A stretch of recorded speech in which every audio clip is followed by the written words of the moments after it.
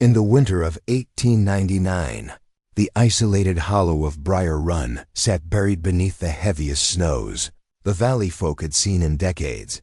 The river had frozen over in strange, twisting shapes, as though something beneath had tried to claw its way through the ice. Families, starved of sunlight and warmth, burned their furniture long before Christmas, and yet every window stayed shuttered, every lantern dim. For something older than the cold was crawling through that winter. 3 days after, Pastor Elijah Crane died alone in his study. The valley heard his voice again, and Briar Run would never speak of that winter in daylight again. The shape of the land Briar Run was never meant for settlement. It was a bowl of earth carved too deep, too narrow, with ridges that leaned over the valley like old men whispering secrets to one another. The sun crept into the hollow only a few hours a day, thin, gray, and unwilling. The rest of the time, the place belonged to cold air and long shadows. The ground was always damp, the moss always slick. The river, little more than a brown thread through the hollow, carried the metallic scent of iron year. Round. To live in Briar Run was to never feel quite dry, quite warm, or quite awake. People claimed they came for coal, for farmland, for cheap land titles. But anyone truly born there knew better. They stayed because they could not leave, whether out of loyalty, fear, or the valley's own pull. Briar Run held tight to its people and to their dead. The town's quiet rules, the valley had rules, unwritten but obeyed without question. No one rang the bell at St. Ashby Chapel after dusk. Children did not play near the churchyard fence. No home burned more than one lantern at night. No one walked after the third whistle of the wind. And no one, absolutely no one, spoke Elijah Crane's full name after snowfall. Visitors might laugh, outsiders might shrug, but Briar Run had seen things, and it remembered everything. Pastor Elijah Crane, a man of winter Elijah Crane, arrived in the valley in 1871. A young minister with a thin smile and a heavy coat. Folks said he had the look of someone who had run from something darker than sin, though none ever asked him what. He was tall and pale, with a voice that sounded tired even when he was happy. He prayed slowly, spoke softly, and carried a Bible so worn the cover had nearly turned to dust. Over the next 3 decades, he buried 112 townsfolk, baptized 37 children, blessed 8 marriages, and delivered over 1,000 sermons no one ever forgot. But behind all that, Elijah was a watcher not of the sky, but of the soil. Many nights, people saw the glow of his lantern drifting through the churchyard, though none dared join him. Some said he whispered into the earth as though bargaining with something beneath it. Martha Jane Cottrell once claimed she heard him mutter, "Sleep, for you are not yet owed." When asked what he meant, Elijah simply said, "This ground listens." And that was that. The townsfolk who knew too much. Martha Jane Cottrell, 50 years old, with red knuckles and a voice rough from years of shouting at her sons. She baked cold bread, thick, gray loaves laced with grit from her stove. Martha had the keenest ears in the valley and the deepest suspicions. She often claimed, "Pastor hears things we don't, and things hear him back." Old Stephen Pike, a miner with lungs blackened from 17 years underground. His cough was the sound of gravel rolling in a wooden bucket. He respected Elijah fiercely. Stephen swore the pastor once saved an entire mining crew by reading the earth like scripture. When pressed, he would only say, "The ground warned him, and he warned us." Lila and Henry Abernathy, the youngest married couple in Briar Run, both barely 20. Lila, known for her soft singing voice.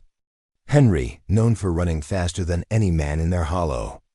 Their infant daughter, Rose, cried every night after Elijah died, a strange, gasping cry that kept every neighbor awake. Lila once told the school teacher, "Rose won't look at the floorboards. She just stares at the ceiling as if something's down there." Children of Briar Run, quiet, pale, and far too solemn.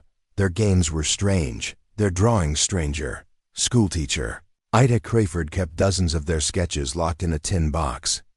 After Elijah died, she destroyed them, but not before she copied one into her diary. A tall, thin man with empty eyes, standing beneath the chapel, voices drawn like black spirals around his feet. She labeled it only January 1899 after the thaw. Winter's arrival by late December. The valley froze over. The cold that year was unlike any before. It felt deeper, heavier, almost purposeful. Winter didn't fall, it settled. As if choosing the hollow as a resting place. Elijah's sermons changed too. He preached out of heaven or hell, but of remembrance time and debts of the earth. Some whispered he had grown fearful. Others said he had grown truthful. His final sermon before his death was short, barely 5 minutes, but everyone remembered the last line.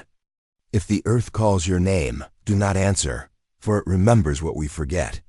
Several older valley folk refused to step foot in the church afterward, signs of disturbance.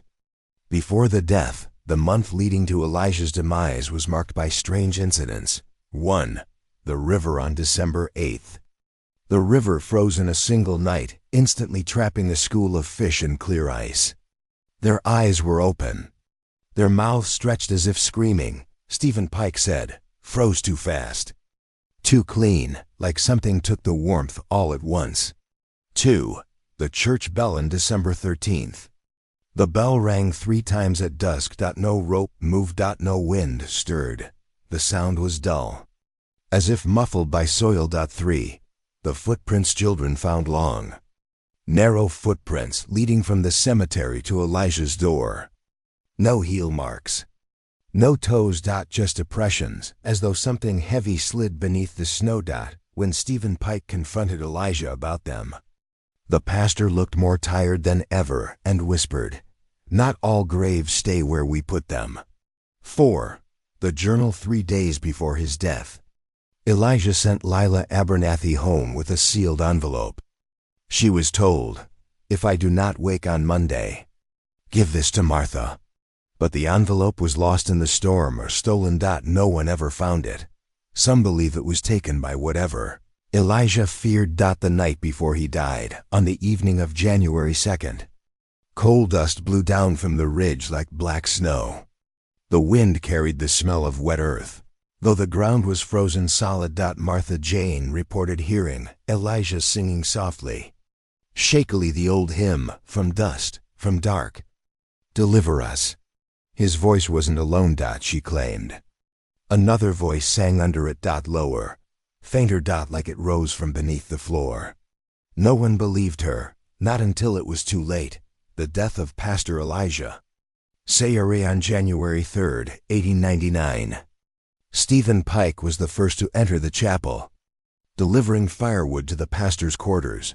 He found Elijah slumped over his writing desk, ink frozen in his pen. Eyes wide and glassy as ice. His last written words were smeared, as if his hand had trembled violently. "They whisper through the soil tonight." A deeper smear of ink trailed off the page, as if the pen had been yanked away. The doctor declared it pneumonia. The valley whispered something else.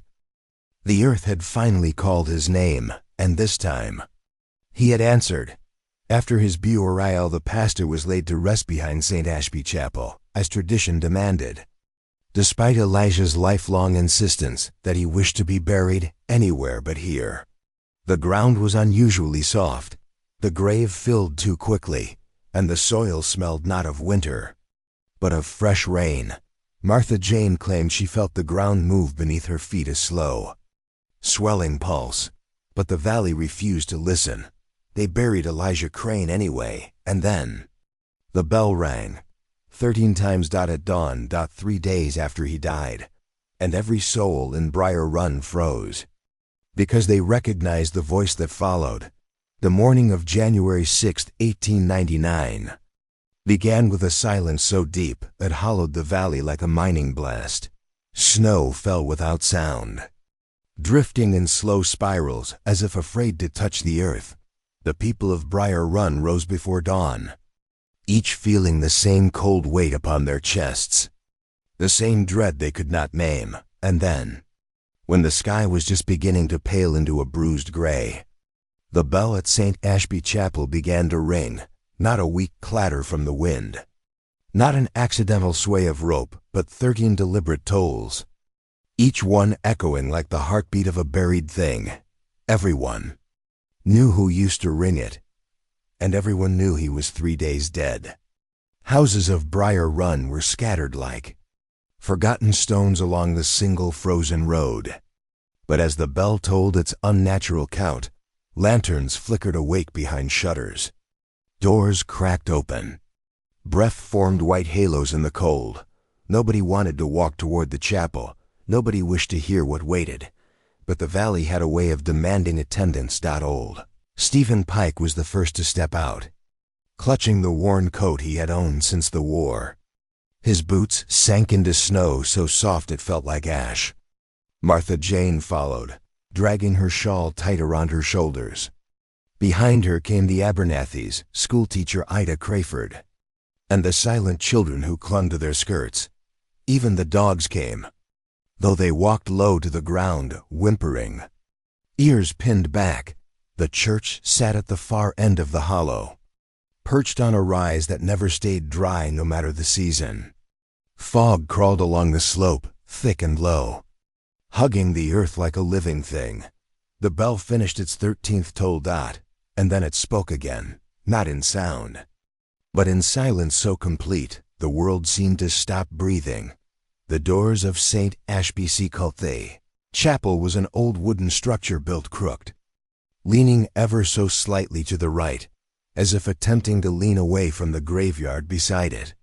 Its white paint had long peeled into strips. Its windows, too narrow for comfort, were dark, but the doors were open, just wide enough that one could not call them welcoming, just narrow enough to seem like a warning. Martha Jane whispered, "Elijah never left them open in winter." Stephen Pike swallowed hard. Elijah ain't the one who opened them.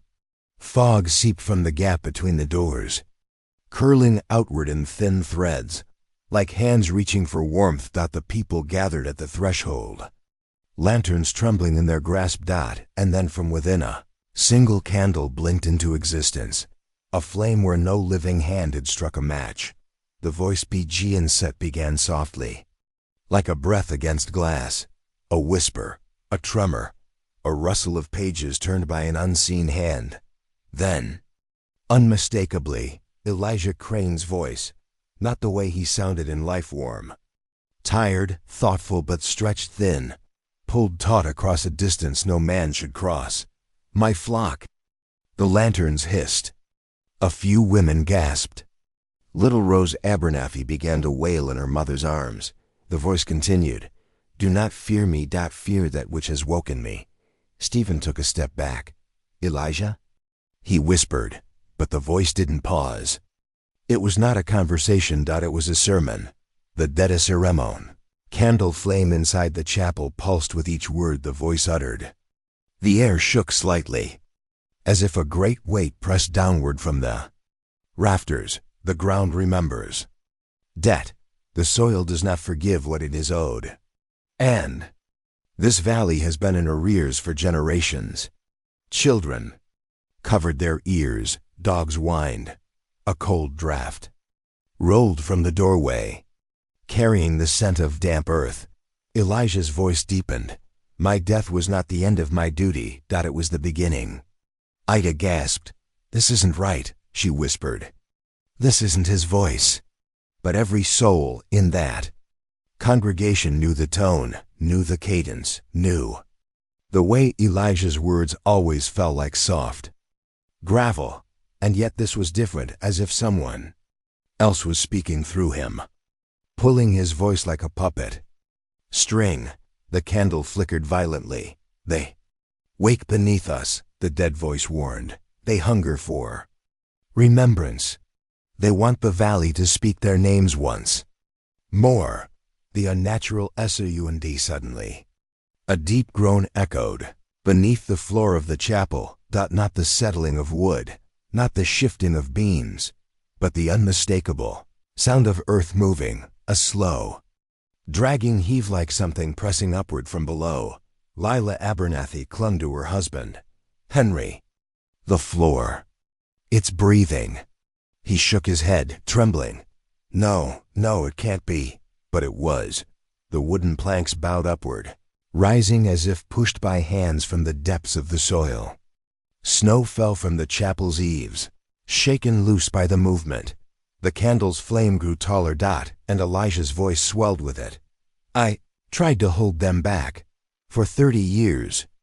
I kept them sleeping, but the thaw woke them. And they will not rest again without their due. Martha stepped forward, tears streaking her cheeks. Elijah, what do they want? The answer came like a sigh over a grave. Names. A pause, a long, awful pause. Yours.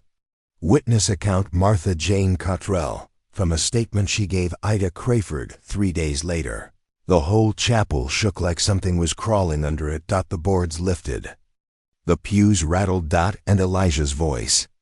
Lord, that voice.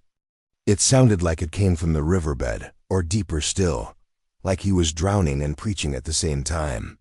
The lights die one by one. Lanterns sputtered out, not from wind, not from failing oil, but extinguished as if something clamped invisible fingers over each flame. Darkness swept over the congregation like a wave. Only the single candle in the chapel remained. It burned brightly, defiantly, illuminating the pulpit and the bare wooden cross behind it. Then, footsteps. Slow, deliberate, ascending the pulpit stairs. Martha clasped her hands to her mouth. No one's inside. Stephen whispered, then what's walking up them steps? The shadow on the wall shape appeared. Not a man. Not quite. Tall, thin, missing parts. Where limbs should have been. It cast no shadow of its own. Only a blur of darkness upon the back wall, warping like heat haze over a furnace. But the candle flame didn't flicker from its movement. As if the thing displaced no air at all. Elijah's voice rose in a strained, desperate tone. Look away. Do not gaze upon what the earth has reclaimed. No one listened. They were frozen, rooted in terror. The ledger is our reveal. With a sudden thud, a book slammed onto the pulpit. Dust billowed upward in a choking cloud, even from the doorway. The townsfolk could see it. Elijah's ledger, the one he kept locked in his desk. The one no one had ever seen him open. Pages flipped violently, as if caught in a storm wind that existed only for that book. The voice spoke through gritted teeth. You were never to see this. Stephen Pike stepped forward. Elijah. Why? What did you write? The pages stopped. The candle flame elongated, narrowing to a sharp point. And then the voice spoke the words written on the open page. Every winter a name. A gasp rippled through the gathered crowd. Every thaw a debt. Every generation a root to feed. Lila clutched her daughter so tightly the child whimpered. Martha whispered, Dear God. He'd been choosing someone. The CHOC Anita Crayford stepped forward with trembling lips. Pastor, who did you feed to the earth? Silence, and then the ledger turned a final page. Elijah's voice dropped to a whisper. My own name should have been written this winter. The congregation stood frozen, but I delayed. A moan echoed beneath the chapel, deeper than before, and so the earth claimed me without consent. The boards beneath the pulpit cracked. Splintering upward, something moved in the widening. Gap. Something pale, something stretching. Something hungry. Elijah's voice broke, shattered, splintered into two tones, one familiar, one ancient. Run.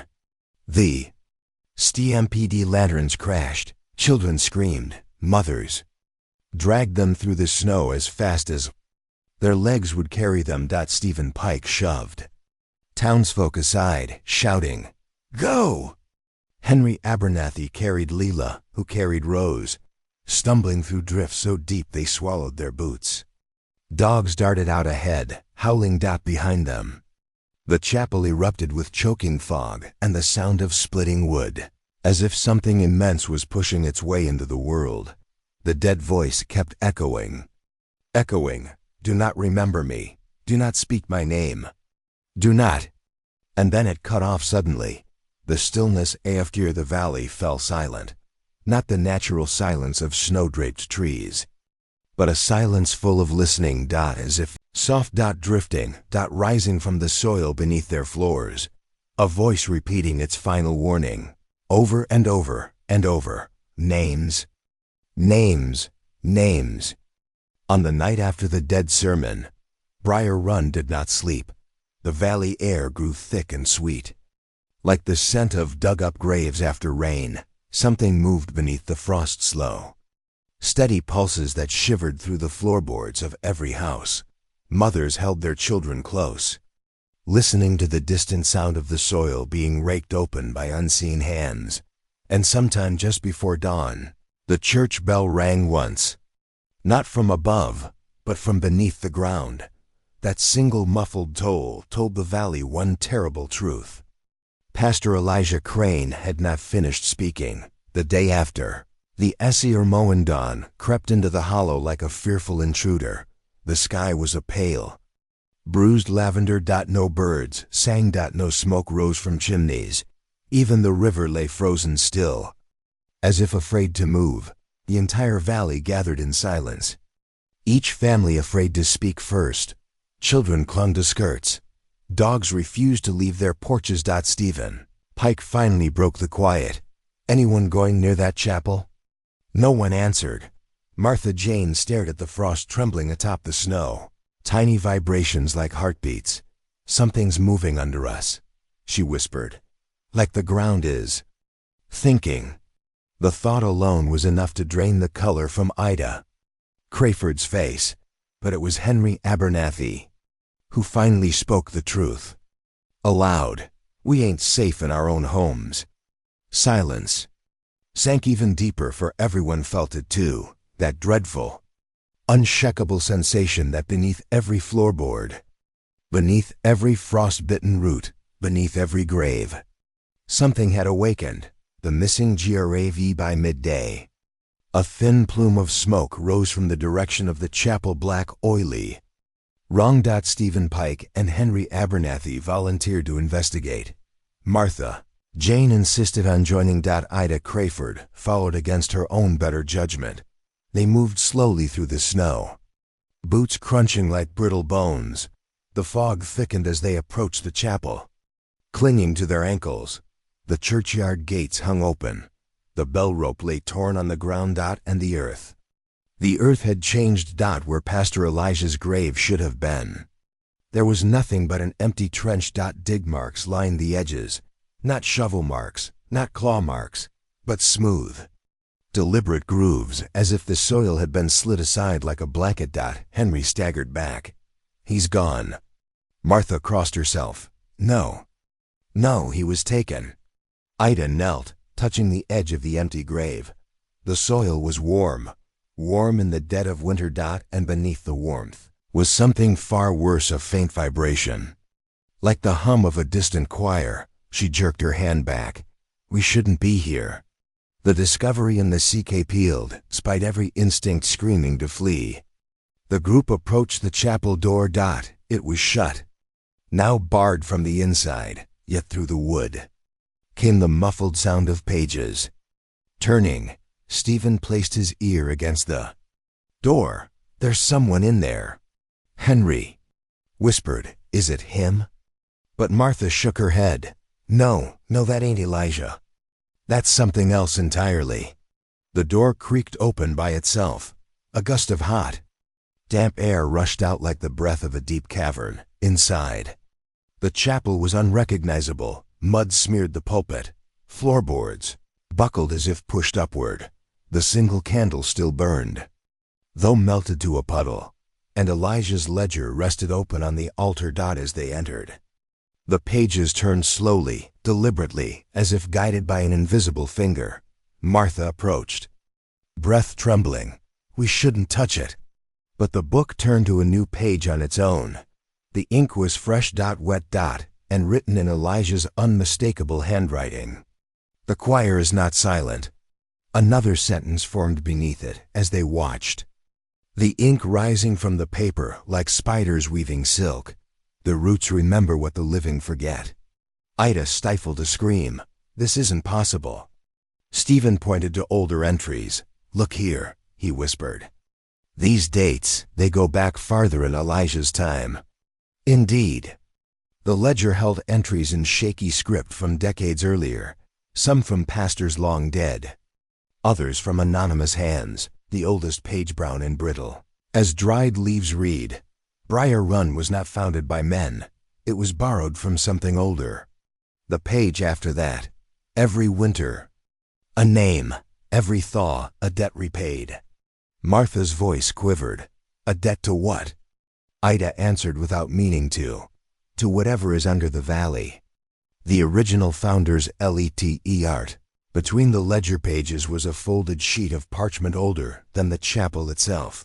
Henry carefully lifted it, revealing a letter written in an elegant, archaic hand. February 1814, to the settlers of this valley. I must warn you, the earth here is not empty. It swallows light. It swallows warmth. It swallows names that we built atop a field of bones, not our own. The mountain folk called them.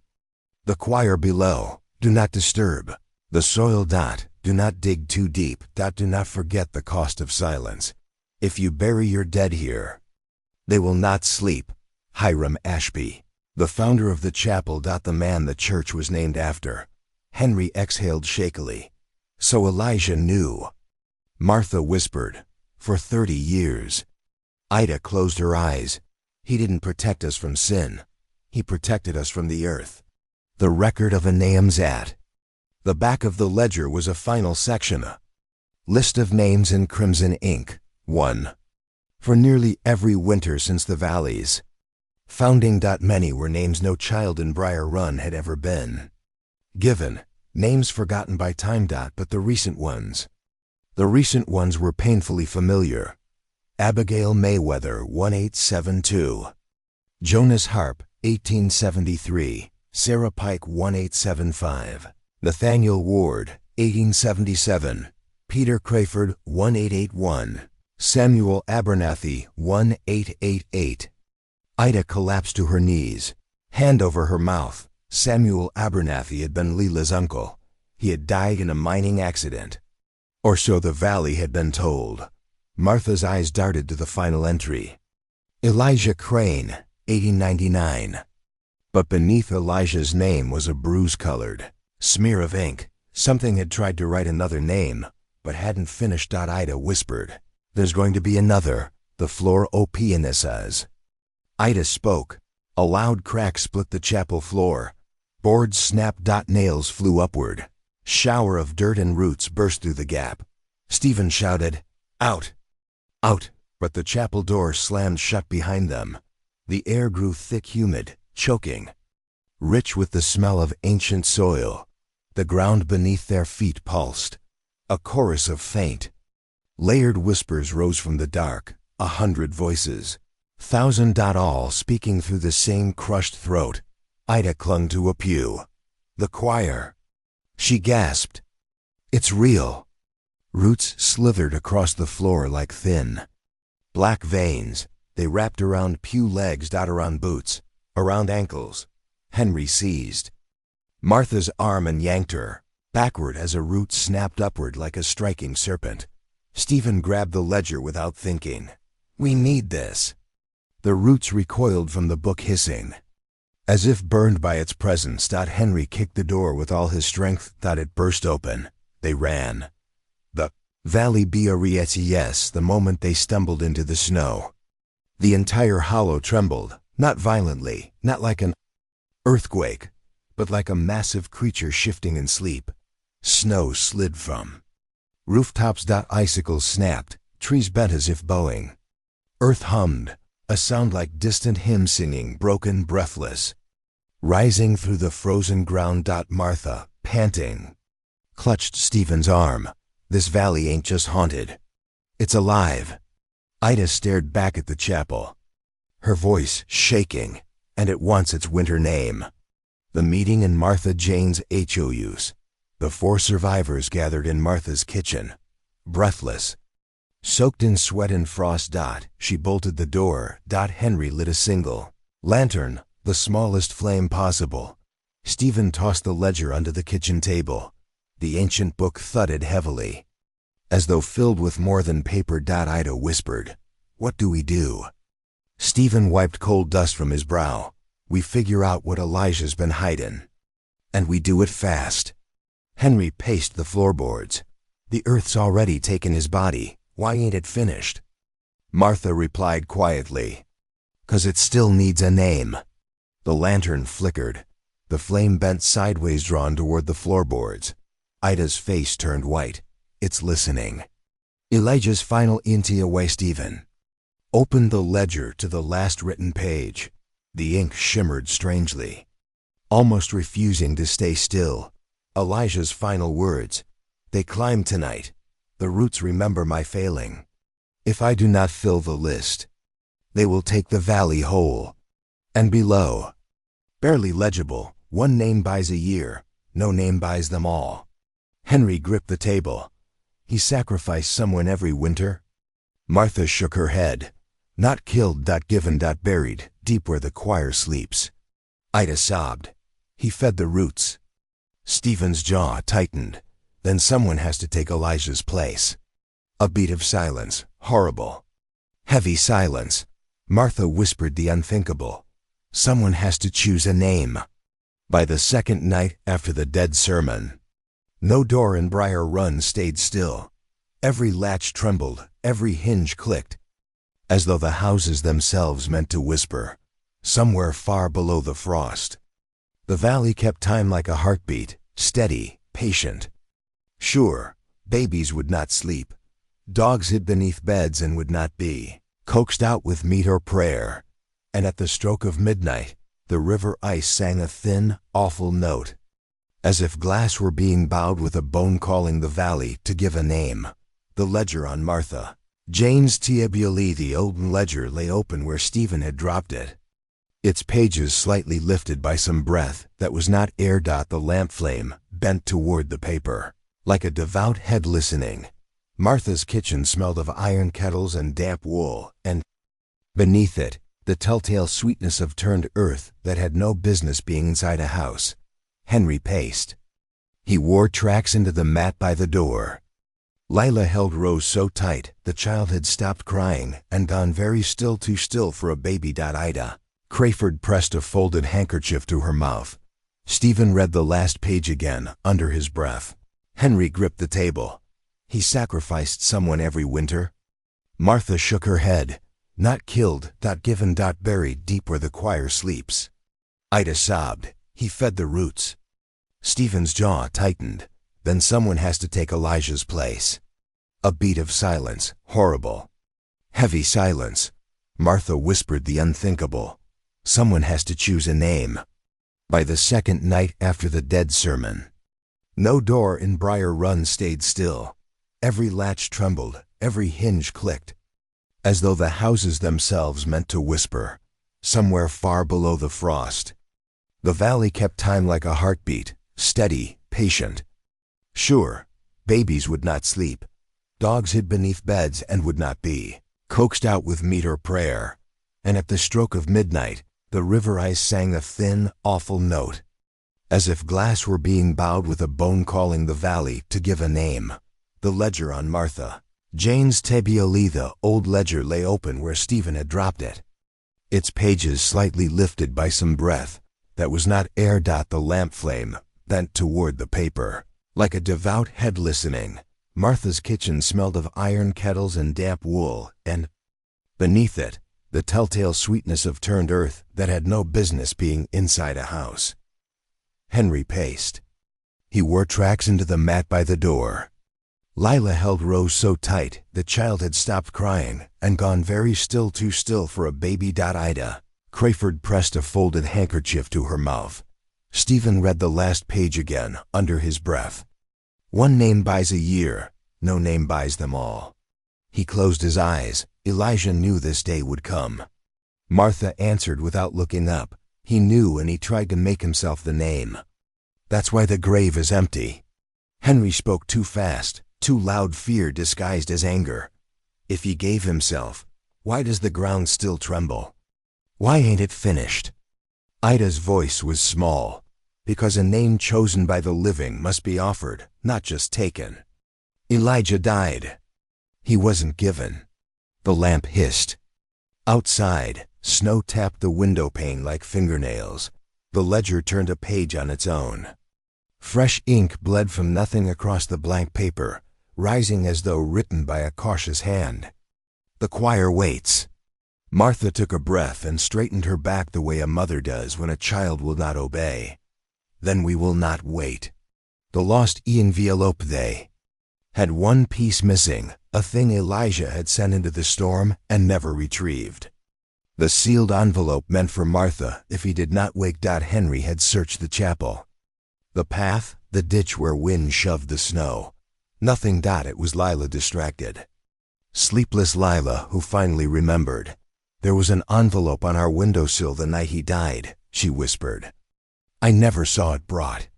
Just found it there. I meant to take it to Martha at first light, but Rose started her crying and she swallowed. By morning it was gone. Martha set the ledger aside, rolled down her sleeves, and stepped into the hallway. We'll search. They tore through trunks and cupboards, lifted rugs, pried up the loose board in the pantry. They found nothing but old receipts, a child's lost button, a photograph of miners with soot like war paint. Rose whimpered once, twice, then fell quiet again, quiet as deep water. Henry stopped, eyes fixed on the doorframe. The wood near the latch was wet with a thin, dark stain. Not sap, not rain. He pressed his nail into it, and it came away with a smear. Ink, he said. From outside. They opened the door to the porch. Snow drifted in, as if eager to enter. Henry crouched where the porch boards met the stone step. There, crusted in ice in the sliver of shade, something black and slick was frozen fast. Stephen fetched the kettle and poured careful warmth. The ice loosened with a cry like a small animal. Henry pried the thing free and held it up by the corner. An oilskin pouch, folded and sealed with wax.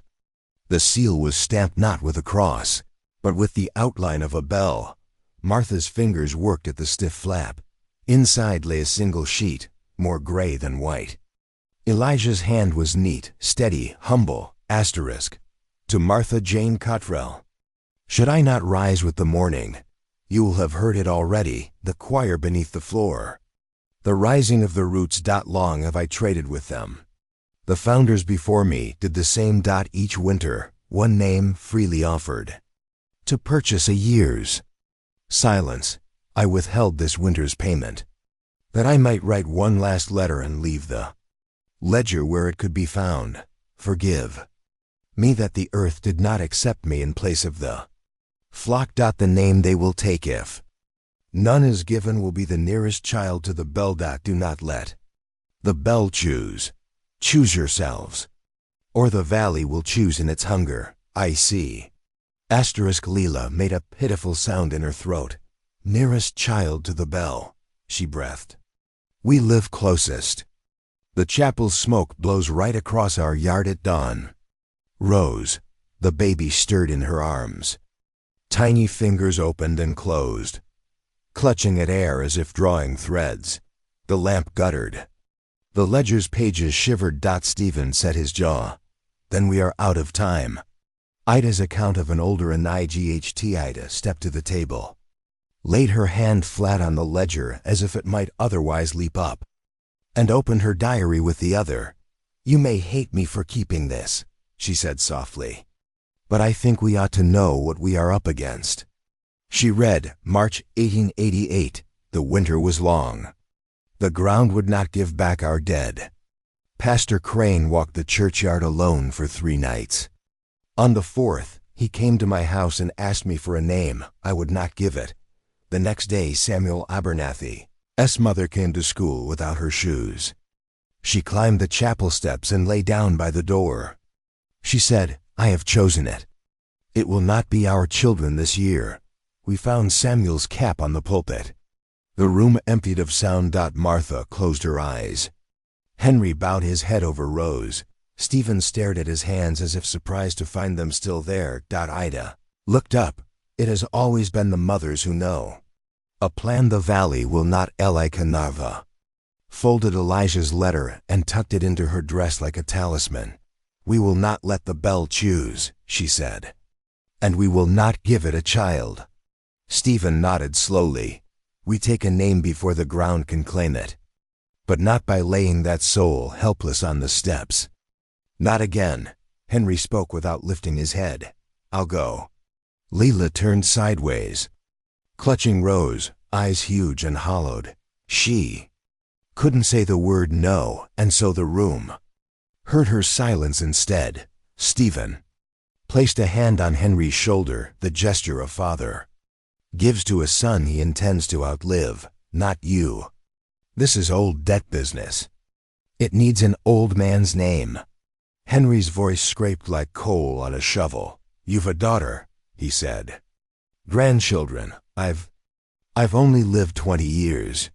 Martha's voice cut through like a bell. "We are not surrendering you to a hole in the earth. Either of you." She leaned over the ledger until her reflection lay pale in the ink margins. Elijah held them sleeping with prayers and bargains. Hiram Ashby before him. There must be more here than names. Stephen narrowed his eyes. A right. A path. Ida turned pages, stopping only when the margins blackened with cramped notes. She traced a line with her fingertip. "There's a place the ledger calls the throat," she whispered. "A shaft beneath the chapel that opens when the ground is thaw-warm in winter." Ashby wrote it once by another name, the choir's mouth.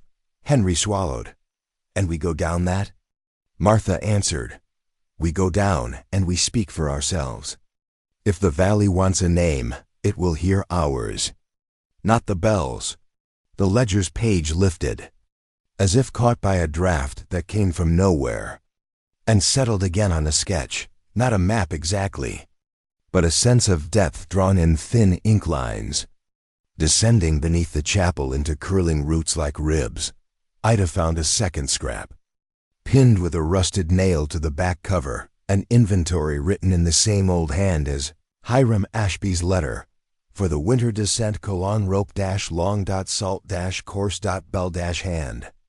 Not tower-candle- blessed if such faith remains. Names written and folded." Martha's mouth twitched half fear, half grim humor. "We have rope," she said, "and salt, and a handbell if Mrs. Pike still keeps her wedding one. As for blessed, I suppose that is a matter of breath." Stephen stood. "Gather them. We go before dawn." The night gathers Eliastir Nias. They moved through the sleeping street like thieves. Though what they meant to steal was timed out at Mrs. Pike's door, they were met by silence. She had not come to the chapel the morning of the 13 tolls. She had not come anywhere since Stephen knocked once, twice, a third time, the wind's number, and the latch lifted. Mrs. Pike stood in her nightdress, hair unbraided, eyes milky with the kind of grief that never clears. "I heard the bell," she said. "I hear it every night." Stephen bowed his head. "We have come for the handbell you kept from your wedding day." She went to the mantel and took it down. The little bell was clean as a bone. She held it in both hands a moment longer, as if warming it with what life she had left, and then gave it to Stephen.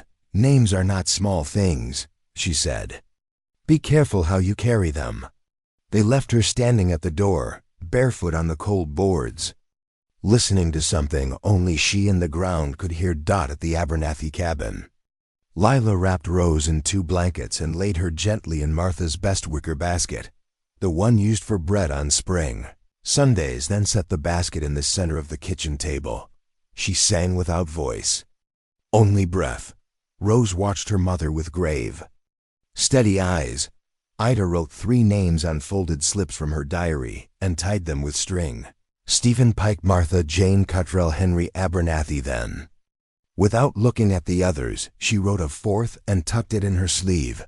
Ida Crayford Martha saw her do it, said nothing, and slid the salt sack across. "Pockets," she said. "Every hem, every cuff." They palmed the coarse crystals like medicine. They took rope from Henry's shed stiff and stained and honest. They blew out lamps and walked into a dark that did not want them leaving. Snow fell in tight. Windless flakes did not crunch beneath their boots. It accepted them. That was the worst of it. The chapel against the austere Est. Ashby stood where it always had, but the pitch of its roof seemed wrong now. The angle dishonest, as if it were leaning closer to here. The graveyard had changed. The markers tilted inward, toward a center none of them could name. Like trees bending to a fire you could not see. When they reached the door, Stephen did not push it. He set the handbell on the step, took off his hat, and said in his winter voice, "We come to speak plain. We come with rope and salt, and names tied neat. We come to show that the living choose." For a moment, nothing, then the door swung inward. Not inviting, not refusing. Waiting. They went in. The candle on the altar was already lit. The tarot beneath the pulpit. The floorboards had not healed. They had widened. What had been a crack was now a mouth. The shaft yawned dark and wet, edged in roots that pulsed with a faint inner shine, as if sap remembered sunlight. A breath rose from below, warm, damp, smelling of old linseed oil and graves after rain. It was not a smell that meant death. It was a smell that meant use. Stephen tied the rope to the iron ring set into the joist by some cautious soul long ago. He checked the knots by feel. He did not trust his eyes down here. His eyes wanted to tell him the rope moved on its own. Martha sprinkled salt around the lip of the opening in a slow, unbroken circle. When she finished, she broke the circle deliberately and made a little door in it with 2 fingers. "For us," she said. Ida held the folded names to her chest. She did not say a prayer. She had none left that made sense. Henry tested the rope with a tug and a nod. "I'll go first." Martha touched his sleeve. "We go together. One below the other. If you feel anything that ain't rope, you say so. If you hear the bell, you don't answer." They lowered themselves into the throat of the earth. The passage was not quite a shaft and not quite a tunnel. The walls flexed imperceptibly, like the ribs of a drowsing giant. Moisture beaded and rolled. The rope drank it, darkening in their hands, every 20 feet. A notch cut into the wall, old deliberate, marked the descent. Someone had been careful with this place. Many someones, spanning many winters. The hymn reached them not as sound, but as pressure on the bones behind the ears. 100 voices singing one low note, reshaped constantly by the movement of root and soil. At 40 feet.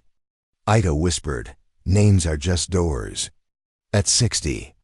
Stephen answered, "Then we must decide which door to open." At 80, the rope began to judder. Not from their weight, but as if something below drew it downward like an invitation. At 100. The passage widened with a sigh.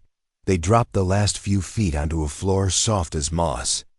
Their boots sank a little, returned. Candles burned here already, tucked into niches where roots had curled gently back to make room. Their flames did not cast shadows the way flames ought to. They stood in circles like the stations of a ritual someone had been performing longer than books remembered. At the center, a depression round as a bell mouth. Stephen set the handbell on its lip. The hymn rose by a note. The choir. Below. They saw them then. If "see" is the honest word. The suggestion of faces in the bark dark weave of root and soil. The curve of a cheek where a knot meets the grain. A mouth formed by the broken oval of a hollow. Eyes never never where they should be opened and closed, as if the wood itself breathed. Not corpses. Not ghosts. Remembrances. Everywhere was the sensation of nearness, of being pressed among countless listeners who preferred not to be seen. Martha held her ground the way she had held it when each of her sons was born. When cholera took two, when debt collectors took the third, when winter took her husband, we have brought a bell, she said, voice steady. But we have not brought a child. The pressure tightened, not cruel, but intent. The roots nearest Rose's absent weight, though. Rose herself was 2 valleys away, now twitched with something like hunger passing into patience. Ida stepped forward. She held up the slips, string glinting. These are the names the living offer, she said. They are willing, and they are written. The hymn broke into a complicated pattern, as if each voice spoke its own history through the same throat dot from the far wall of the chamber. A tendril of root rose and struck the small bell just once, a single silvered note dot up in the valley. Leela reportedly woke and pressed a hand to her mouth, so that her cry would not reach her sleeping baby. Henry flinched. That's the choosing, he whispered. Stephen took the bell back. Not yet. He looked at the hollow at his boots, the bells, mouth in the earth, and understood the old instruction suddenly. Names written and folded were not for reading. They were for laying down like seed. Martha tore the string free. She set the 3 slips Stephen's, Henry's, her own on the earth in a triangle, then added a pinch of salt to each dot. She hesitated, then looked at Ida. Ida opened her hand and offered her own folded name. Martha took it and placed it in the center, a small white square in a 4-point compass. We are the ones who have heard, she said. We are the ones who have come. If there must be a name, let it be one of ours. But hear us, Old Valley, we choose not the bell. The chamber shivered once, as if amused. Roots reached not at the slips, not at their bodies, but at the sound of their words. The hymn took up Martha's last line and turned it to a low reply. We choose. We choose, we choose. Then the voices changed timbre. A child's tone threaded among them like a creak under ice. Every head lifted as the chamber breathed in. Word that came next was not spoken by the living Rose. The Briar's hand found the bell without sight. He struck it hard in panic. The note rang sharp and wild, cutting the word in half. Martha's voice was iron. No, she said. You will not take that name. She is not yours. The choir's reply was not anger but old law. Nearest child to the bell. Nearest child to the bell. Ida lifted Elijah's letter like a writ. We have learned your law. We do not consent. The earth pressed and Stephen stepped into the center and knelt on the 4 slips. He laid his big hands flat, palms down, as one does to calm a skittish horse. Take mine, he said, looking up at roots that did not need eyes to look back. Mine for a year. And then next winter I will come again and bring you another one willing. One old, one who has seen winter after winter and has no small children left to mourn. We will make a list volunteers and the tired and keep your choir fed with those who choose to go. No one breathed. The roots near his face quivered like whiskers testing air. The hymn quieted to a murmur. And in that hush they heard, whether with ears or bones.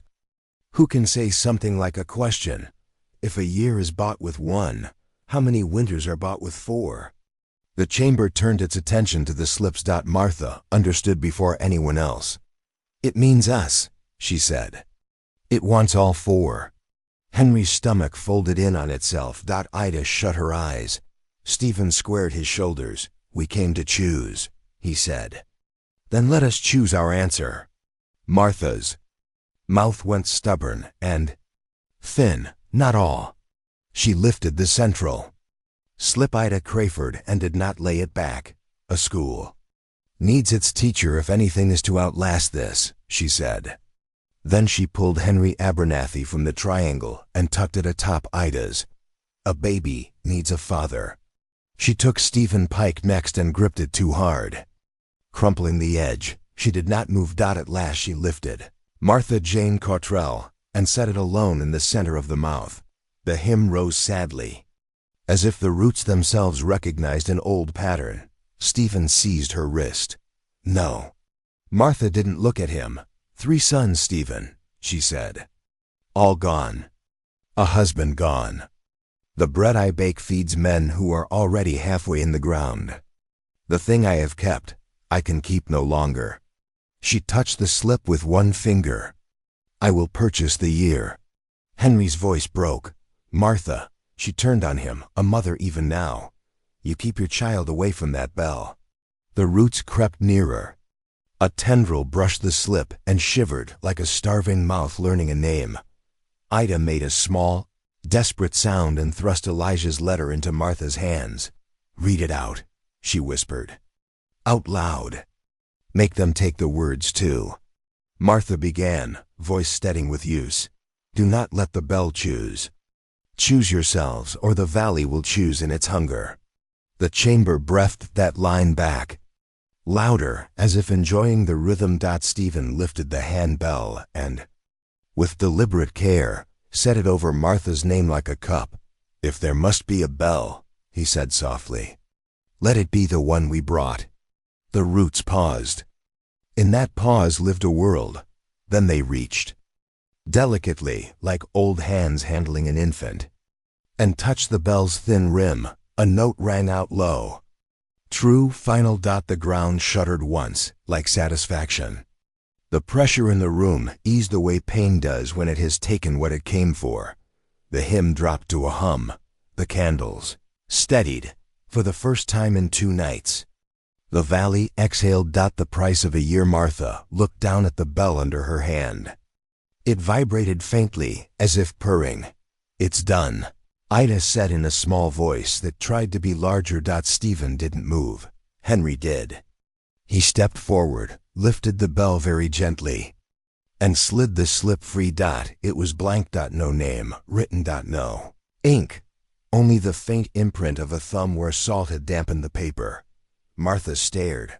I wrote my name, did I not? Ida swallowed. You did. I saw. The roots sang a new chord content, perhaps, or something like it, and the chamber's warmth drifted to a livable human heat. Stephen folded the empty slip and placed it back in Martha's palm. It took not the paper, he said softly, but the saying. Henry looked up at the living ceiling. Then whose year bought this quiet?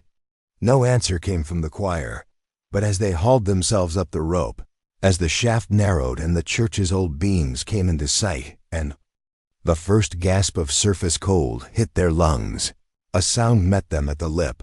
1 toll from the tower bell, clear, measured, almost tender. The bell had not tolled for Martha. Nor Stephen, nor Ida or Henry. It had tolled for Elijah Crane, at last accepted by the ground as the name he had failed to purchase in life. The 4 stood around the mouth of the floor, snow mist wreathing their ankles where fog crept in from the door. Stephen took off his hat and did not put it on again. Martha pressed the blank slip to her chest like a relic.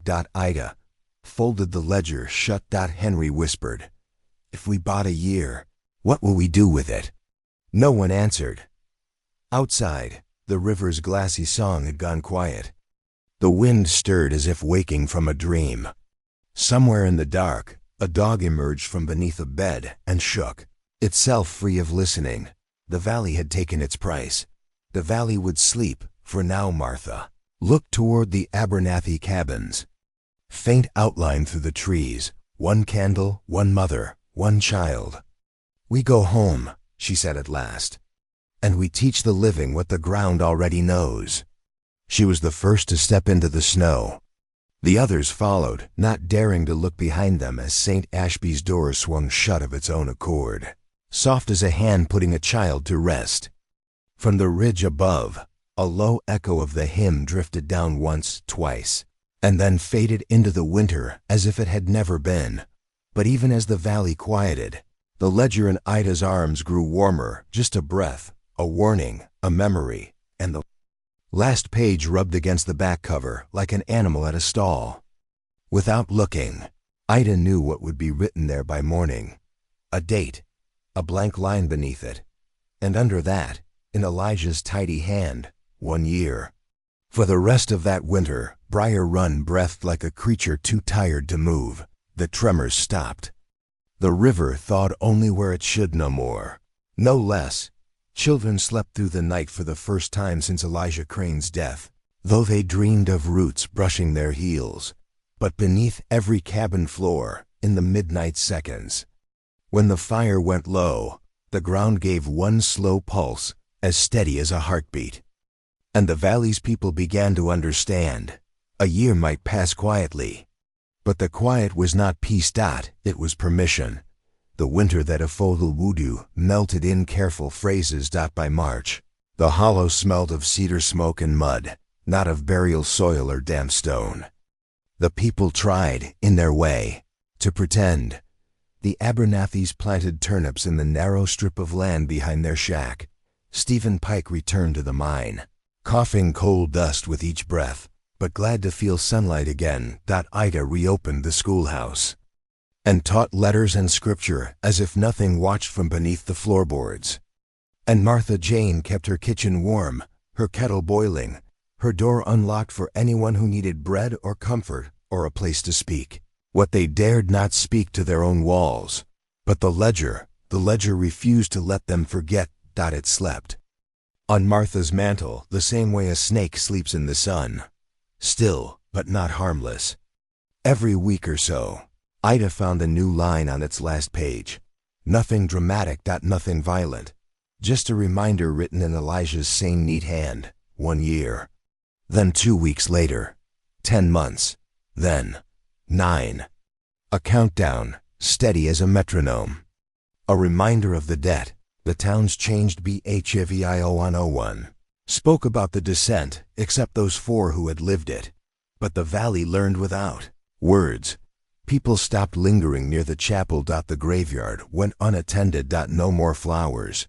No more candles, no more visits.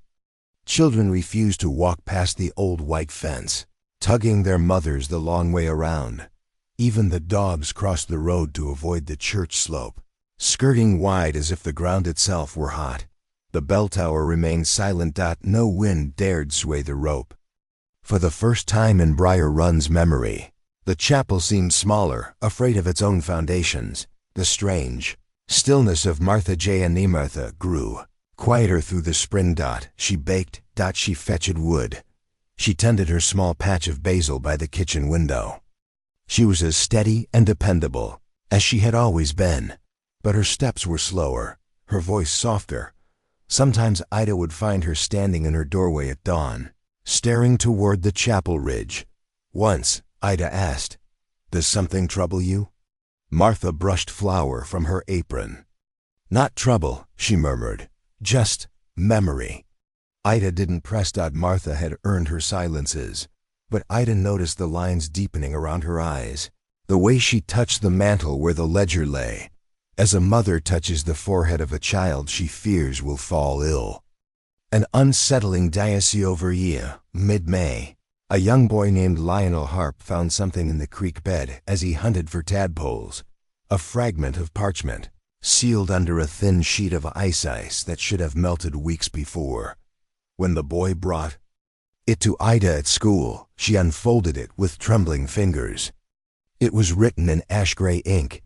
"I hear them in the thaw." No signature. No date. She burned the parchment before class ended, but the children had already seen the color drained from her face. The summer, Jesus summer, arrived hot and choking, the valley filled with gnats and the sweet rot of fallen apples. The river swelled and then shrank, uncertain of its own path. People laughed again, but never loudly. Never for long. They celebrated 3 weddings, but kept them small.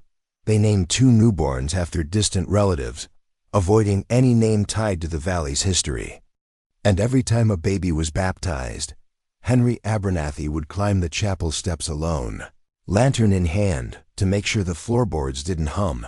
They never did, but the lantern flame always tilted toward the pulpit, as if drawn by breath.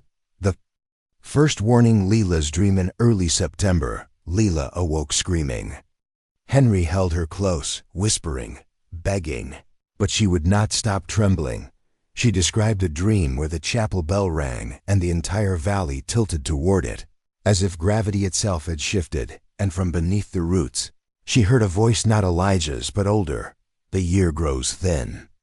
Henry tried to comfort her, but little Rose, now nearly walking, stood in her crib, staring at the floorboards with a silent, awful fascination.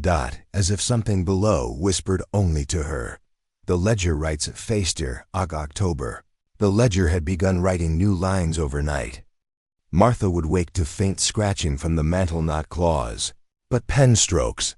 On one cold morning she found 3 months, then a week later 2, then remember the winter.